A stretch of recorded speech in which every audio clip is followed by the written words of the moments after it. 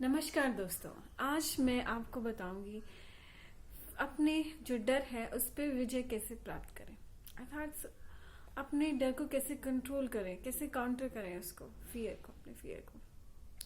तो उसके लिए सबसे पहले हमें जानना होगा कि फियर क्या है, भय क्या है।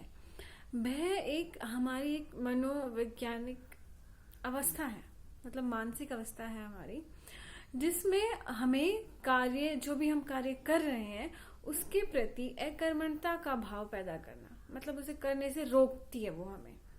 जिस भी कार्य के प्रति हमें डर होता है उससे वो हमें करने को रोकती है। जैसे एक स्टूडेंट है, वो उसे डर लगा रहता है, अरे मैं मैथ्स के एग्जाम में फेल हो जाऊंगा, मैं मैथ में फेल हो जाऊंगा। ठीक है, तो वो उसका भय समझना होगा कि मैथ में फेल होना या ना होना वो उसके वश में नहीं है। उसके वश में है मैथ की पढ़ाई करना, राइट। जैसे वो मैथ की पढ़ाई करेगा धीरे धीरे उसका भय खत्म होता जाएगा। कैसे?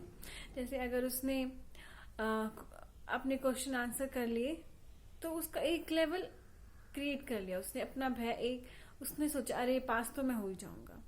फिर उसने उन क्वेश्चन को दोबारा प्रैक्टिस कर ली तो सोचा अरे मेरी फर्स्ट डिवीजन तो आ ही जाएगी, राइट। फिर उसने सोचा कि चलो मैं एक बार और कर लेता हूँ, तो क्या पता और अच्छे नंबर आ जाए, दूसरी बुक से कर लेता हूँ, राइट। फिर उसको उतना कंसेप्ट समझ आ गया कि उसने वो क्वेश्चन अपने मित्र को भी, अपने दोस्त को भी समझा दिया। तो ऐसा कंसेप्ट उसके अंदर क्लियर हो गया कि अब उसको लग गया कि हाँ, अब तो कैसा भी क्वेश्चन आ जाए मैं तो उसे कर दूँ। तो इस तरह से उसका वो भय खत्म हो जाता है, राइट। तो जब भी आपको किसी भी चीज का भय हो तो उस चीज को आपको करने में कुशलता पैदा करनी होगी, राइट। अगर एग्जाम में सोना है तो पढ़ने में कुशलता, पढ़ने में जो परफेक्शन है वो आपको हासिल करनी पड़ेगी। जैसे जैसे आप अपने कार्य को करते जाएंगे आपका भय खत्म होता जाएगा, क्योंकि काम करना आपके वश में है। काम का जो परिणाम होगा, जो रिजल्ट होगा वो आपके वश में नहीं है, राइट। इसीलिए हमें कभी भी काम करने से डर नहीं लगता, उसका जो परिणाम आएगा, उसका जो रिजल्ट आएगा उससे हमें डर लगता है। तो इसी तरह जैसे माँ बाप है, वो अपने बच्चे को समझाते रहते हैं, बेटा टीवी मत देखो, बड़ों से अच्छे से बात करो।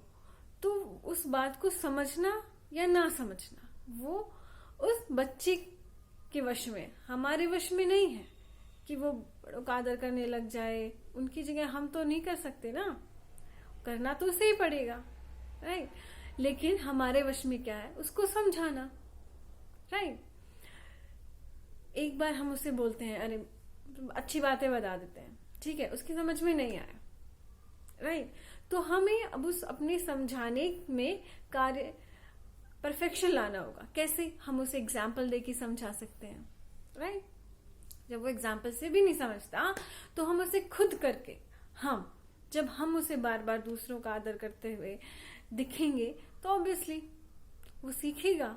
और कोई भी कार्य, कोई भी चीज एक बार से नहीं हल होती है, कोई भी समस्या, राइट। तो हमें बार बार प्रयास करता रहना होगा।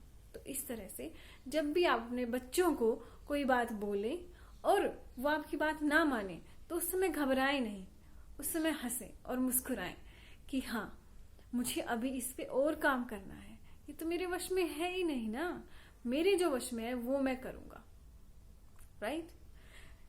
जिस तरह एक किसान, एक एग्जाम्पल और देखते हैं, जिस तरह एक किसान बीज बो देता है खेत में, राइट।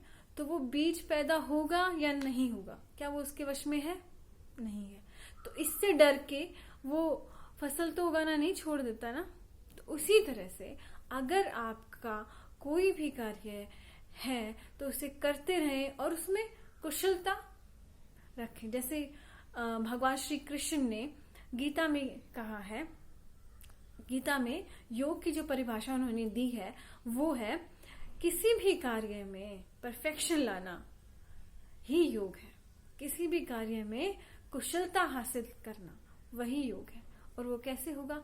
जब आप उस कार्य पर ही अपना पूरा ध्यान रखेंगे, राइट? तो वो जो आप योग कर, उसी को भगवान श्री कृष्ण ने योग कहा। जब एक कार्य को आप बार बार प्रयास करते हो करने का, और जैसे जैसे आप प्रयास करते हो वैसे वैसे परफेक्शन आता है, वैसे वैसे आप उसमें परफेक्शन लाने की कोशिश करते हैं। तो उसी तरह आप आसन करते हो योग में, तो एक दिन में तो आपको नहीं आता ना। जब फर्स्ट टाइम आप योगा क्लास में जाते हो कि आपको सारे आसन आ जाते नहीं। तो वो एक जर्नी है हमारी। इसी तरह से आपको किसी भी चीज का अगर भय है, तो पहली बात तो हमें ये सोचनी है कि उस कार्य का निर्णय, उस कार्य का रिजल्ट हमारे वश में नहीं है। तो हमें उसके रिजल्ट से दुखी होने की जरूरत ही नहीं है। हमें उस कार्य में कुशलता हासिल करनी है, क्योंकि कार्य करना तो हमारे वश में है। तो इसी तरह जो आपके वश में है उसमें परफेक्शन लाइए, और जो आपके वश में नहीं है उससे खामखा का जो भय आपने पाल रखा है उससे मुक्त हो जाइए। फिर देखिए आपको कार्य करने में कितना आनंद आएगा। तो इसी बात के साथ मैं अपनी वाणी को विश्राम देती हूँ। आप लोगों ने इतने अच्छे से ध्यान से सुना, उसके लिए धन्यवाद।